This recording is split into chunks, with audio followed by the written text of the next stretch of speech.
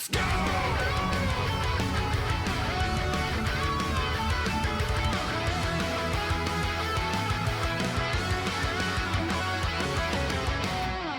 In the weirdest news possible that I missed yesterday, EVO got bought out again. How long did this last, bro? How long did Sony, like, own EVO? Feels like that just happened. Has it been like 3-ish years? Maybe 4? It happened like at some point during the pandemic-ish. Trying to do online EVO? Something like that. It was like 2021. Okay. So it's been a healthy amount of time. Half a decade, nearly half a decade is quite a long time. So this comes as a pretty big shock. I have not read the specifics of this. I got told about it, but I haven't read the specifics of it, so we should go into it to see exactly what the hell's going on. Here's an immediate big presumption. Sony has not had any events that have been like big personal, not even convention style, but actual live event coordination in a hell of a long time, dude. The last one that they had before EVO was a little thing called the PlayStation Experience. It was fun. It lasted a while. It lasted for like a few years, and it was pretty cool. It was like a PlayStation E3 that took place at the end of the year. However, it was coordinated by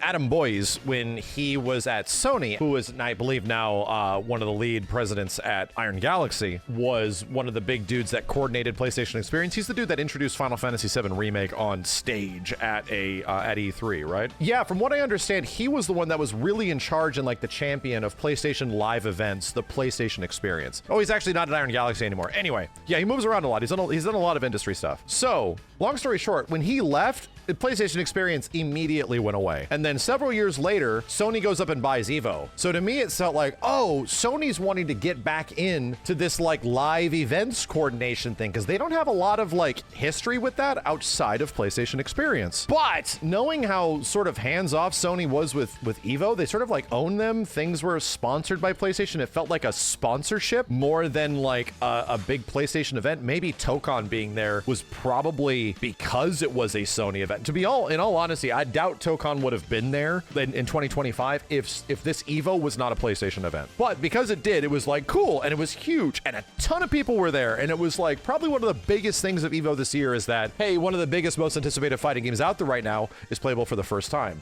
So that's neat. But at the same point, it does not feel like Sony was ever fully invested in being like a live events sort of company again. It doesn't feel like they've really ever had the coordination for it. Every single time that I heard about like EVO being owned by Sony, it didn't feel like their kind of like involvement was really deep. It wasn't like an E3 thing. The most we saw was probably like Tokon being here this year, and the fact that all the games were on PlayStation. Am I surprised that Sony was like willing to sell this off in some way? Not at all. Is this like that surprising that this happened? In my opinion, not really. And I'm kind of surprised that it went as long as it did. But anyway, let's actually read into this and see what's going on. I'll try to translate some of this stuff based on, what I understand it. The multi-year partnership with Kidia and Sony Interactive Entertainment, and now a new ownership of EVO by Nodwin Gaming, alongside existing shareholder RTS, will fuel the global growth of events, content, and experiences. Okay, so partnerships. So this is kind of like sponsorships, right? Like a really high-quality sponsor. Kidia and Sony are sponsoring EVO now. Not owning, sponsoring. But the new owner is Nodwin Gaming now owns EVO. RTS is the shareholder. What the heck is Nodwin Gaming? India-based entertainment and esports media production company. So they run absolutely massive esports events for like the past near 10 years around PUBG and mobile games and things like that, and a lot of other stuff. Pretty huge in the esports overseas sort of like saturation. So that makes a lot of sense. That makes a lot of sense that they're wanting to invest in fighting game stuff. They do DreamHack? Okay, well, if that is the case, then that starts to make a lot of sense. The future of EVO takes a major step forward today as the world's largest and longest running fighting game festival to drive their internal expansion, engaging content, and immersive experiences through 2028 and beyond. Okay, so this is a 3-year plan. I'm assuming nothing's going to change in the near future of like EVO having 4 EVOs a year and all that kind of stuff. Sony Entertainment has sold its stake in EVO to Nodwin Gaming, a company backed by SIE's parent, Sony Group Corp. Oh, they like sold it to themselves? SIE's parent. Wait a minute. Oh, so SIE sold the stake in EVO to Nodwin Gaming, which is a company that's already backed by SIE's parent company group, or the Sony Group Corporation. SIE will become a new global sponsor of EVO through 2028 and will continue its commitment to make fighting game community through the PlayStation tournament platform. Yeah, which is already what's been happening. You know what this sounds like? In the exact same way, this isn't some weird tax loophole thing, chat. Sony was, like I just said, they weren't particularly great at like the huge event coordination stuff. When they already have huge stake in another company that is big into giant media esports event shit, which is Nodwin Gaming. So it sounds like, hey, you guys do this.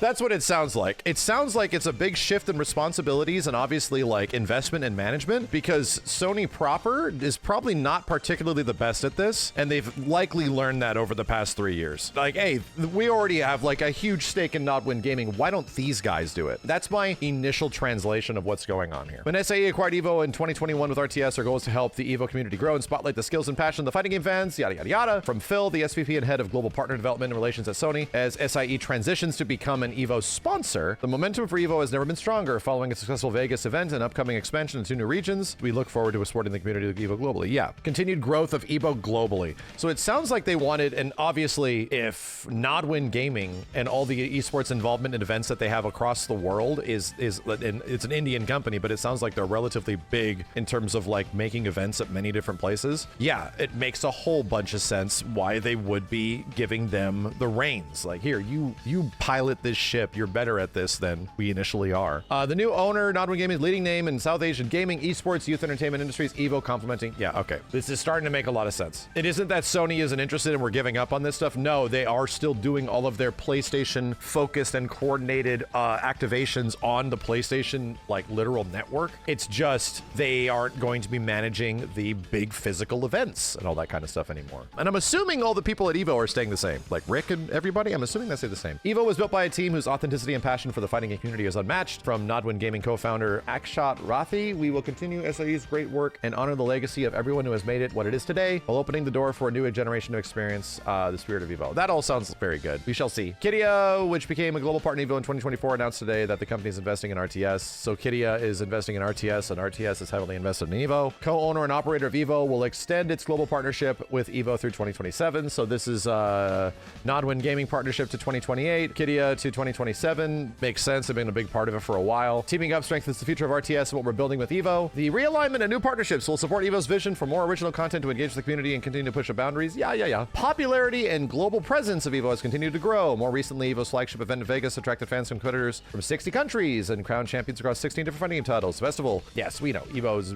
bigger than ever. Beyond the US, EVO is going to Japan, Tokyo Big Sight, European debut at the Palais des Expos in Nice, France, October 10th to 12th, and Singapore in 2027. Yeah. That's pretty much it. I'm wondering, has anybody from EVO officially said that they're not there anymore because like a new management is moving in and we're being pushed out? I think there would be proper information on that like immediately if like Rick and the appropriate parties at B are not directly involved anymore. Everything pretty much sounds like it stays the same. What it really sounds like is obviously Kidia is making a huge investment into RTS, which is also directly invested and owns EVO. What it really sounds like is that this is a shift of transition of like a shift of power to people that better manage this stuff, that would be better to manage it. I've never heard of Nodwin Gaming before, but they obviously sound massive in like the esports world and the global scene of esports and esports management and event management. So I would like to think that this makes things easier. I would like to think that. Sony is still directly involved. Dude, Nodwin Gaming is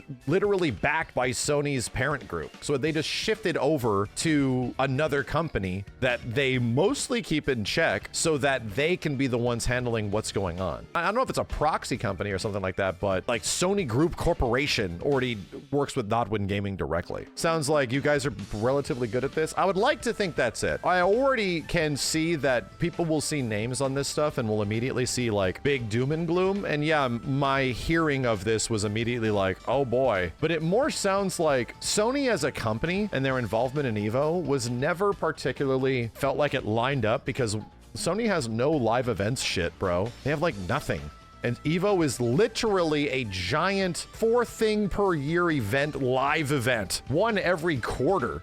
type of shit. And it seems like, hey, who's better at doing that kind of stuff? Yeah, the only thing that's sort of challenging about this is that EVO as an event doesn't have, I would say, the mystique because there's so many of them now. It's expanding as a company. It's doing what companies properly do. It's going to different places. It's going to different areas. It's going to different avenues. This is all relatively good for the parties at B to get it as a more global fighting game esports brand, which is literally what they're going for. Relatively separate from everything that I've ever been associated with EVO for. And that's the thing, is that I'll always be a part of like the grounded grassroots aspect of it. As a reminder, chat, I have never been paid to do anything directly at EVO except commentary. And I think I earned maybe $150 to do commentary back in like 2014, maybe 2015 for KI or something like that, back when it was under previous management.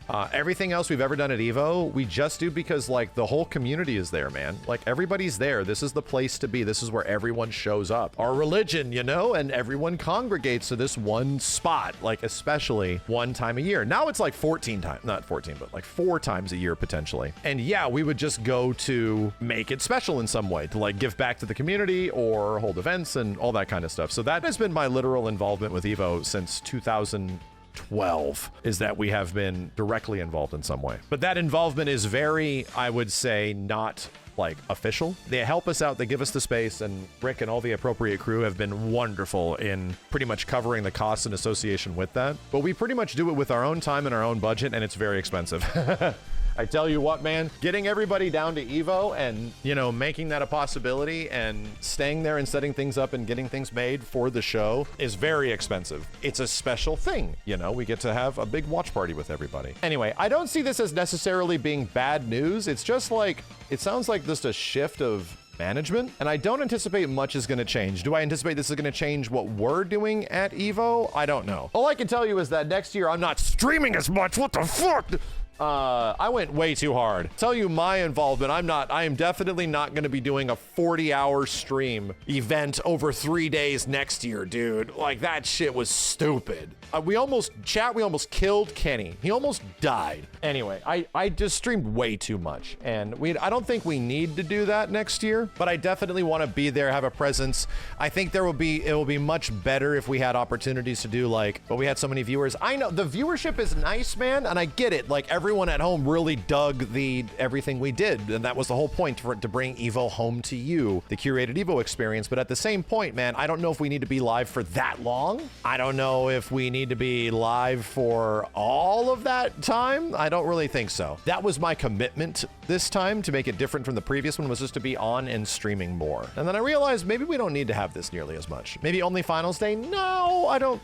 I think that maybe if we stream like 6 to 7 hours on the first couple days, 5 to 7 hours on day 1, day 2, possibly at least stream like 8 hours, maybe on the finals day, instead of like 10 hours day 1, 11 hours played day 2, and then 14 hours on day, dude, it was nuts. I literally learned that YouTube VODs have a limit. Either way, I'm not too worried about EVO. I'm not too worried about our involvement. We'll see. If all the management at B is going to be the same, our relationship probably is going to remain the same. We just show up to do cool stuff. I show up and I ask publishers, what are you doing here? Let me show off your cool stuff.